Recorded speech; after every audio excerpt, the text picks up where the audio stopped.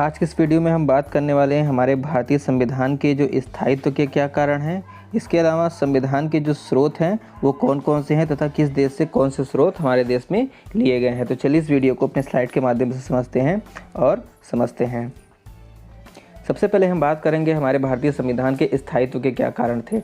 अगर हम भारतीय संविधान के स्थायित्व के कारण के बारे में बात करें तो इसमें है कि भारत का संविधान विश्व के सर्वाधिक सफल संविधानों में से एक है। जैसा कि हम सब लोग जानते हैं कि जो हमारा भारत का संविधान है वो विश्व के सफल संविधानों में से एक है। क्यों? क्योंकि उसका जो हमारे देश का जो स्रोत है, जो हमारे संविधान निर्माताओं ने जब संविधान हमारा बनाया तो उसको कई देशों से अडॉप्ट किया।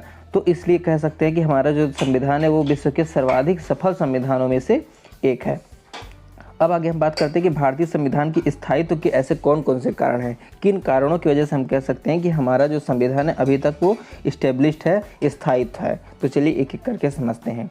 सबसे पहले हमारा इसमें पहला पॉइंट है, वो कहता है कि भारतीय संविधान के निर्माण में राष्ट्रीय आंदोलन के लंबे इतिहास से प्रेरणा ली गई। जो राष्ट्रीय आंदोलन हो रहे थे भारत को आज़ाद कराने के लिए, तो हम कह सकते हैं कि जो भारत का संविधान का जो निर्माण हुआ था उसमें इस आंदोलन का काफ़ी ज़्यादा महत्वपूर्ण था, मतलब इससे काफ़ी ज़्यादा प्रेरणा ली गई थी। क्योंकि ऐसे भारत संविधान निर्मात्री जो सभा थी उनको काफ़ी एक्सपीरियंस हो गया था इस मामले में कि हमारे भारत में क्या क्या चीज़ें होनी चाहिए हमारे भारत के विकास के लिए।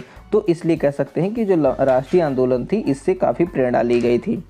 आगे हम देखेंगे, इसमें कह रहा है कि भारतीय राष्ट्रीय आंदोलन में समाज के विभिन्न वर्गों का महत्वपूर्ण योगदान था। जो समाज के विभिन्न वर्ग थे, जैसे हमारे देश जो है विभिन्न वर्गों का देश है, तो कह सकते हैं कि विभिन्न वर्ग जो थे उनका भी काफ़ी महत्वपूर्ण योगदान था। किसमें? जो हमारा राष्ट्रीय आंदोलन हुआ था उसमें।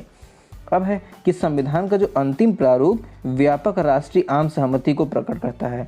जो हमारा संविधान का जो फाइनल प्रारूप है, जो अंतिम प्रारूप है, वो क्या करता है? वो व्यापक प्रारूप राष्ट्रीय आम सहमति, इससे हम कह सकते हैं कि इसमें हमारे सभी राष्ट्र के लोगों की सहमति थी और जो उसे क्या करता है? स्थायित्व प्रदान करता है। इससे हम कह सकते हैं कि जो हमारे संविधान को यही स्थायित्व प्रदान करता है। आगे हम देखेंगे तो इसमें कह रहा है कि यद्यपि संविधान सभा प्रत्यक्ष रूप से जनता द्वारा नहीं चुनी गई। ऐसा हम सब लोग जानते हैं कि जो प्रत्यक्ष रूप का मतलब क्या होता है कि वोट देके जब जनता किसी सरकार को चुनती है तो जो हमारी संविधान सभा थी वो प्रत्यक्ष रूप से जनता द्वारा नहीं चुनी गई थी और न ही इसके लिए कोई जनमत संग्रह हुआ था।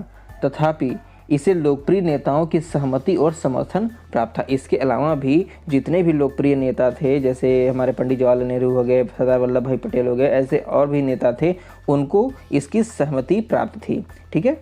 अब कह रहा है कि संविधान सभा के अधिवेशन में प्रेस तथा जनता के लिए खुले रहते थे। जो संविधान सभा का जो अधिवेशन होता था, जो मीटिंग होती थी, वो प्रेस के लिए, जो मीडिया होती थी उसके लिए तथा जनता के लिए हमेशा खुली रहती थी, ताकि जनता और प्रेस उससे रूबरू हो सके, जान सकें कि हमारी संविधान सभा हमारे लिए क्या कर रही है। और समाचार पत्रों को जनता के दृष्टिकोण तथा परामर्श प्रकाशित करने की स्वतंत्रता थी और समाचार पत्रों को इतनी आज़ादी दे गई कि वो जनता के दृष्टिकोण तथा परामर्श प्रकाशित करने की स्वतंत्रता थी, ताकि वो संविधान सभा में क्या हो रहा है इसको पूरी आज़ादी के साथ उसको प्रकाशित कर सके। इससे संविधान की सफलता सुनिश्चित हुई। हम कह सकते हैं कि इस तरह हमारे संविधान है वो सफल हुआ। अब अगला पॉइंट हमारा है इसमें कि भारतीय संविधान में शक्तियों का इस प्रकार विकेंद्रीकरण किया गया, शक्तियों का बंटवारा इस प्रकार किया गया कि किसी एक संस्था की सारी शक्तियों पर एकाधिकार न हो। कोई भी ऐसी एक संस्था नहीं होगी जिस पे पूरी शक्तियां उसी में समाहित होंगी। यदि कोई ऐसी संस्था संविधान का अतिक्रमण करती है, चाहे वो दूसरी संस्था, तो उसे नियंत्रण कर लेती है। ऐसा हमारे संविधान में प्रावधान है कि हर जो संस्था है किसी अन्य संस्था के प्रति लायबल होगी। अगर वो संस्था की संविधान का हमारा अतिक्रमण करती है तो उसको जो दूसरी संस्था है वो क्या करेगी? नियंत्रित करेगी। ठीक। अब इसमें है कि भारतीय संविधान के लचीले स्वरूप में, जो लचीला स्वरूप है हमारे भारतीय संविधान का स्वरूप ने उसे बदलती आवश्यकताओं और परिस्थितियों में स्वयं को ढाल लेने की क्षमता प्रदान की गई। ऐसा हमारे जो संविधान का जो लचीला स्वरूप है, ऐसा क्यों है? क्योंकि जो हम समय समय पर अपने संविधान में परिस्थितियों के अनुरूप उसमें क्या कर सकते हैं? परिवर्तन कर सकते हैं। इसलिए कह सकते हैं कि खुद को परिस्थितियों के अनुरूप ढाल लेने की क्षमता प्रदान की गई। वहीं कठोर संविधान परिवर्तन के दबाव में नष्ट हो जाता है। जो कठोर संविधान होता है वो क्या होता है, जब परिवर्तन किया जाता है तो उसके दबाव में क्या हो जाता है, वो नष्ट हो जाता है। जबकि जो लचीला संविधान होता है वो क्या होता है, वो समाज को ज़्यादा पहचान और स्थायित्व नहीं दे पाता है। तो हमारा संविधान न पूरी तरीके से लचीला है, न पूरी तरीके से कठोर है, बल्कि हमारा संविधान है कठोर और लचीला दोनों का एक मिक्स रूप है। ठीक है। फिर कह रहा है कि भारतीय संविधान नम्यता और अनम्यता का मिश्रण है। जैसा कि अभी हमने आपको ऊपर बताया कि लचीला और कठोर दोनों है, वही कह रहा है कि नम्यता तथा अनम्यता का मिश्रण है जो इसे स्थायित्व प्रदान करता है, जो इसके स्थायित्व प्रदान करने में महत्वपूर्ण भूमिका निभाता है। ठीक। अब है इसमें कि संविधान निर्माताओं की बुद्धिमत्ता, जो हमारे संविधान निर्माता थे उनकी बुद्धिमत्ता और दूरदृष्टि ने संविधान में जनता की आकांक्षाओं और आधारभूत मूल्यों को स्थान दिया। हमारे जो संविधान निर्मात्री सभा थी उनकी दूरदृष्टि इतनी व्यापक थी कि वो जो जनता की जो आकांक्षाएं थी तथा उनके आधारभूत मूल्य थे उनको प्रमुख स्थान दिया। उन्होंने जाना कि जनता को किस चीज़ की आवश्यकता है, उसको हमारे संविधान में जगह दी थी।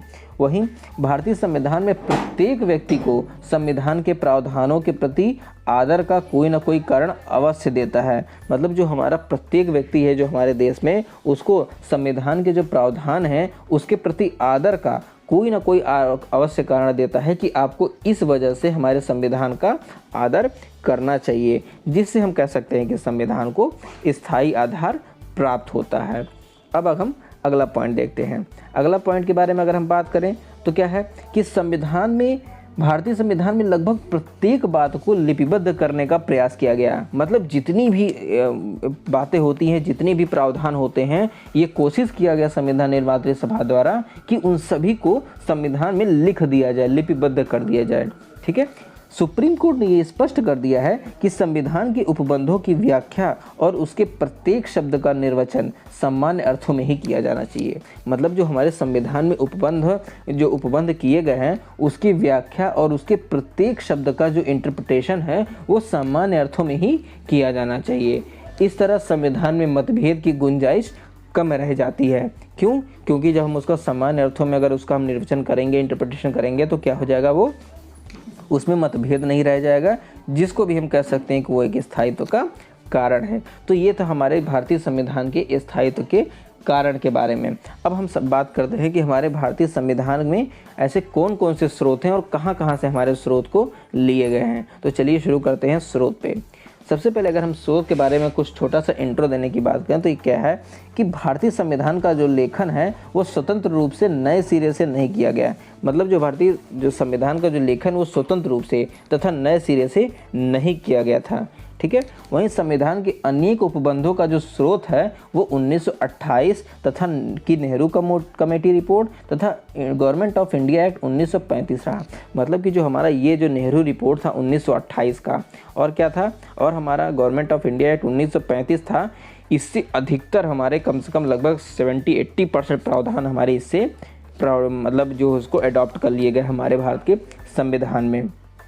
वहीं अंग्रेजी शासन प्रणाली तथा अमेरिकी संविधान भी हमारे प्रेरणा के स्रोत रहे हैं। इसमें कोई दो राय नहीं है कि जो हमारा इंग्लिश रूल था उनका तथा जो अमेरिकन संविधान था उससे भी हमने प्रेरणा ली। इसके अतिरिक्त संविधान निर्माताओं ने दूसरे देशों के सिद्ध व सफल प्रयोगों से सीखने में कोई भी संकोच नहीं किया। ये हमारे संविधान निर्माताओं की ये खासियत थी कि उन्होंने ऐसे कोई शर्म नहीं की, कोई संकोच नहीं किया कि वो किसी अन्य देशों के संविधान से कुछ अच्छी चीज़ों को सीखें या अडॉप्ट करें।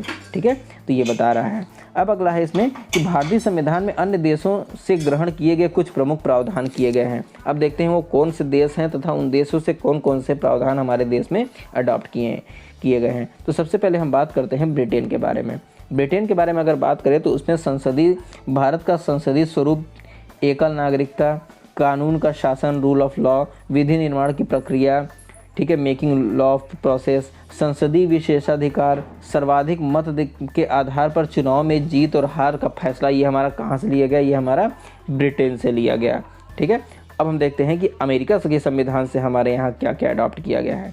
तो अमेरिकन संविधान की अगर हम बात करें तो यहाँ से हमारे देश में मौलिक अधिकार जो फंडामेंटल राइट, सबसे इम्पोर्टेंट राइट है, इसको लिया गया है।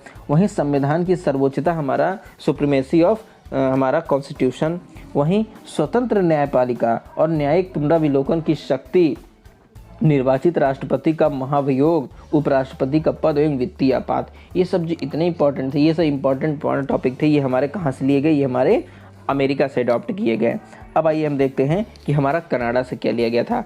कनाडा की अगर हम बारे में बात करें तो कनाडा से हमने अर्धसंघात्मक सरकार तथा सशक्त केंद्र अवशिष्ट शक्तियों का सिद्धांत को हमने अडॉप्ट किया था। वहीं आयरलैंड के बात करें तो वो हमारे नीति निर्देशक तत्व, राष्ट्रपति के निर्वाचक मंडल की व्यवस्था, वहीं राज्यसभा में मनोनय आपातकाल की घोषणा हमने कहाँ से ली थी, आयरलैंड के संविधान से ली थी। अब हम बात करते हैं कि हमारे ऑस्ट्रेलिया के संविधान से क्या ली थी। ऑस्ट्रेलिया के संविधान से हमने प्रस्तावना को अडॉप्ट किया, समवर्ती सूची का प्रावधान था उसको हमने अडॉप्ट किया। वहीं केंद्र और राज्य के बीच जो शक्तियों का बंटवारा है, डिवीज़न ऑफ पावर है, उसको हमने ऑस्ट्रेलिया से अडॉप्ट किया था। अब हम बात करते हैं कि हमारा जर्मनी के संविधान से क्या लिया गया। जर्मनी की अगर हम बात करें तो जर्मनी से हमने क्या लिया था, आपातकाल के दौरान राष्ट्रपति की क्या शक्तियाँ होंगी, उसको हमने जर्मनी से लिया गया था। वहीं दक्षिण अफ्रीका के संविधान से हमने संविधान संशोधन की प्रक्रिया को लिया था। मौलिक कर्तव्य की बात करें तो ये हमने रूस से लिया था। वहीं जापान में हमने विधि द्वारा स्थापित प्रक्रिया से लिया गया था। फ्रांस की अगर हम बात करें तो यहाँ से हमने गणतंत्र, स्वतंत्रता, समानता और बंधुत्व का सिद्धांत हमने फ्रांस से लिया गया था। तो इस तरीके से हमारे संविधान में टोटल 2 चीज़ें आज हमने देखी। पहला हमने देखा कि हमारे जो संविधान का स्थायित्व का क्या कारण था। वहीं हमने देखा कि हमारा संविधान का जो मुख्य स्रोत है वो हमारा कहाँ कहाँ से लिया गया है। तो उसमें हमने टोटल अगर हम बात करें तो 1 2 3 4 5 6 7 8 9 10 लगभग 10 देशों से हमने संविधान के स्रोतों को अडॉप्ट किया। तो दोस्तों आई होप कि आपको हमारा ये वीडियो काफ़ी पसंद आया होगा। पसंद आया तो आप हमारे इस वीडियो को लाइक कीजिए, कमेंट कीजिए तथा अपने फ्रेंड के साथ शेयर कीजिए। और अगर आपके मन में कोई क्वेश्चन हो तो नीचे कमेंट बॉक्स में पूछ सकते हैं। मिलते हैं आपसे अगले वीडियो।